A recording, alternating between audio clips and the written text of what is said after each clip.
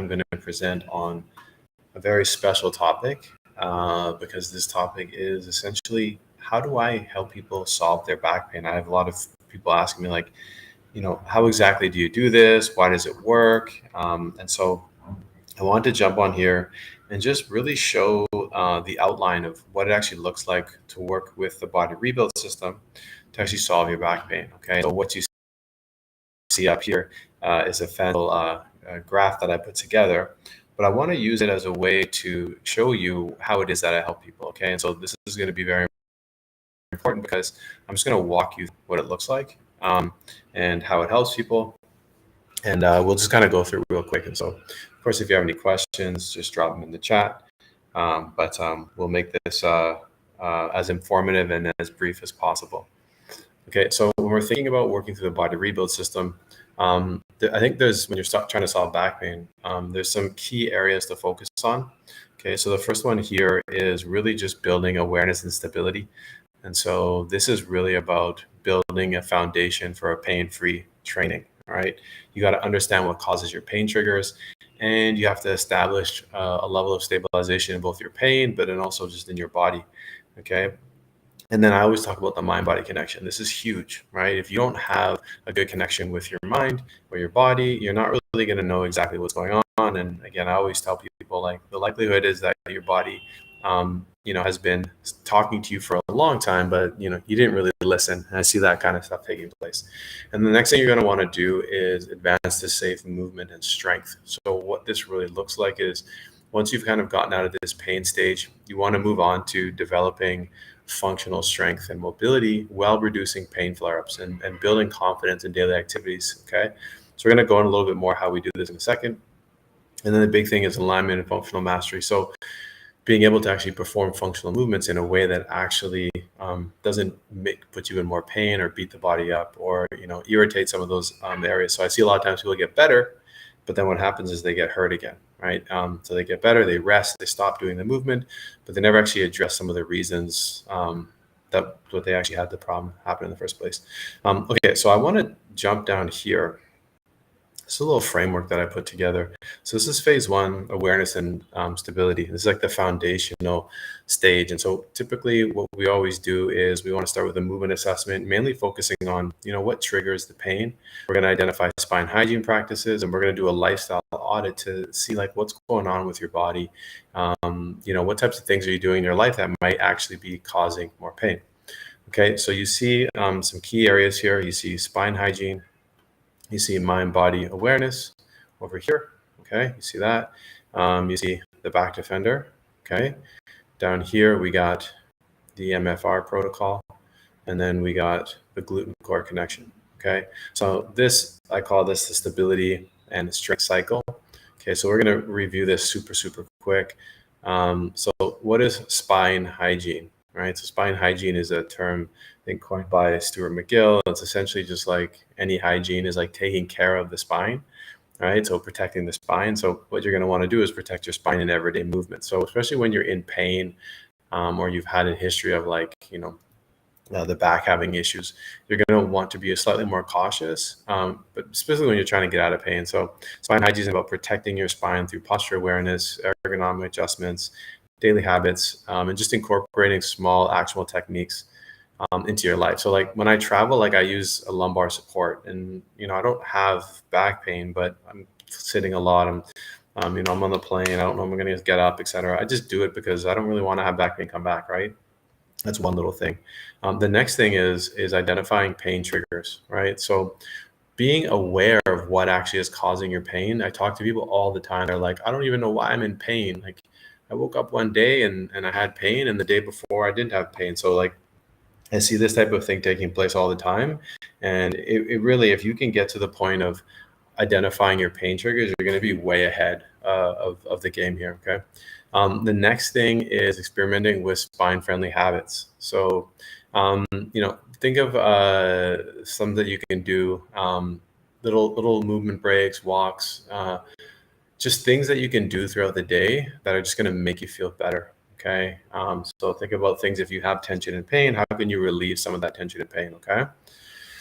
All right. So moving over here, mind-body connection and awareness of triggers. Okay, so I think this is another huge thing that often gets overlooked, is building awareness of the pain triggers. So exploring your body and responding to different movements or stressors. So starting to like track and understand what causes pain. I think that's so important. And these isn't just like physical pain. It sounds like it could be things to do with stress in your life, your work, things like that.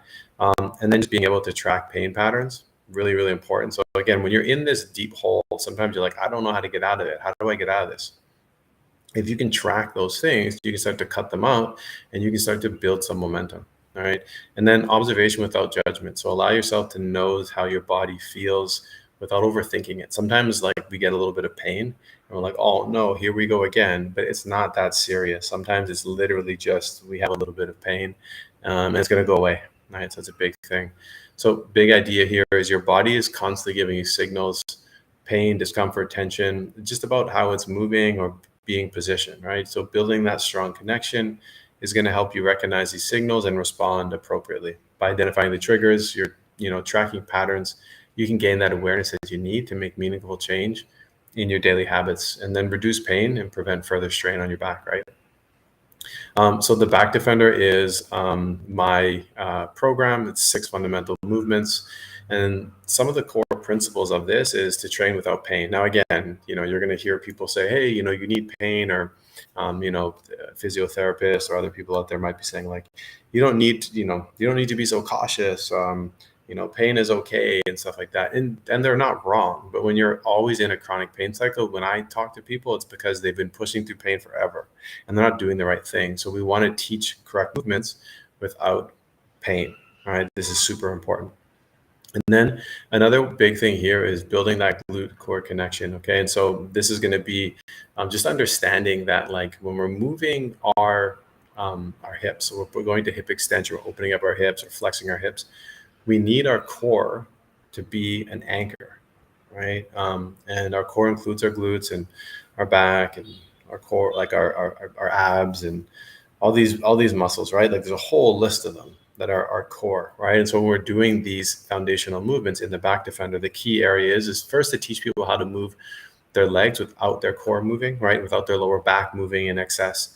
And once you can establish that, like, ability zero, then you can start to worry about, your back moving and movements. Because I think a lot of times people get caught in a pattern where they don't actually know how to move their legs without their back, and so they get caught in this thing where they're constantly doing that over and over and over again. So and then progress by listening to your body, not pushing through pain, right? So I always use that when we start this journey is pain is your metric. And then as you get better and stronger, we start moving on from that, okay? Just understand that each step builds builds on the last. So, like, creating a continuous cycle and improving and just ensuring that you're having sustainable progress moving forward. So another big thing that I always get people to do is MFR, so myofascial release. So this is just a chance for you to relieve tension. Now, there's a lot of, like, this, that, or the other about, like, is this something that actually is valuable, and is it opening up tissue? Is it manipulating? At the end of the day, it's driving blood to the area. It's like getting a massage, and I like to get people to do it. I'm less connected to, like, the science of it, and just like, is it effective in providing relief in a holistic strategy of relieving chronic pain, right? And so in this case, yeah, the answer is yes. For many people, it is. And it's not a one-stop shop. But what I get people to do is I'll get people to find some of those trigger point areas, those sensitive areas, work on them, and then after go into doing something like the Back Defender or activating those muscles. Okay. It really does provide a level of relief. And again, like I said, I'm not going to get into, like, the nitty gritty of it. It's another modality, whether it's opening up tissue or if it's just a placebo, it doesn't matter. Placebo is a real thing, right? So I think it's a really good part of the process, and it's been very effective. So next thing, glute-core connection. So another thing that I really teach people to do is to develop this keying connection. So when we're thinking about doing stuff like, hinging forward, we're just going into a hinge, right? We're bending forward, but a lot of times we hinge.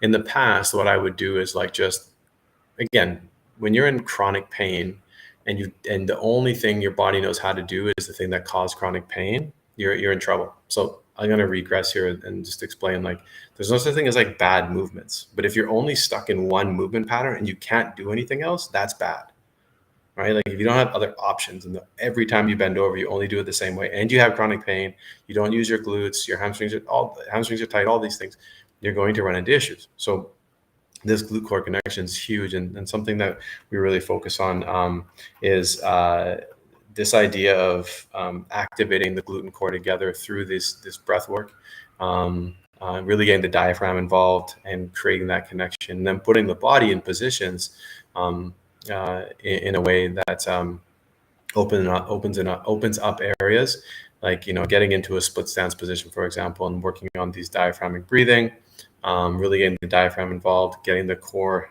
involved, taking deep breaths and squeezing everything out, but at the same time engaging your glutes. This has really helped wake people's glutes up, right? And the cool thing is it doesn't actually require any movement, which is great, because a lot of times when people are in this first phase of the program, right, they're in a lot of pain. And so really just dumbing things down to like their most simplest form has been super effective for me in really helping people tackle this problem. Okay. And so this is phase one of the body rebuild system, phase one, movement and mastery, which has the 4 phases.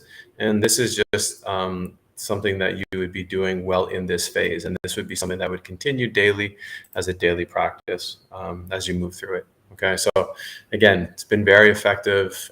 Typically, you see people doing this for 10 to 15 days, and they get a lot of relief from it, and then they can start to build strength and build better movement patterns after that. Okay, and so the future phases, you start to build up that strength. Okay, so if you're watching this right now and you want me to send you any of these protocols, I will send them to you. Just send me a DM. Do not comment on this video because I don't know if it's going to be up later. Send me a DM and just say that you watch the live stream. You can just say pain-free if you want, and I will send you these protocols. Okay, so you can get started and start to do this, take care of this stuff yourself. Okay. That's all I got for today. I hope this was helpful. I just wanted to share because I get a lot of people asking me, like, what do you do? How do you help me solve this problem? So I wanted to share this little framework with you so that you have a better idea of what it actually looks like. And again, my biggest thing is I really want to offer you those freebies so that you can take advantage and you can actually start healing. Again, I don't want you to work with me. I just want you to solve the problem. And that's the biggest thing. Is a lot of people just are frozen and they keep trying the same things over and over again, and nothing's working, right? So if that's you, it's really, really important that you try something different, right? If this sounds different to you and you want some of those protocols, reach out. I'll send them your way. And that's all I got. I appreciate you for jumping on, and we'll talk soon.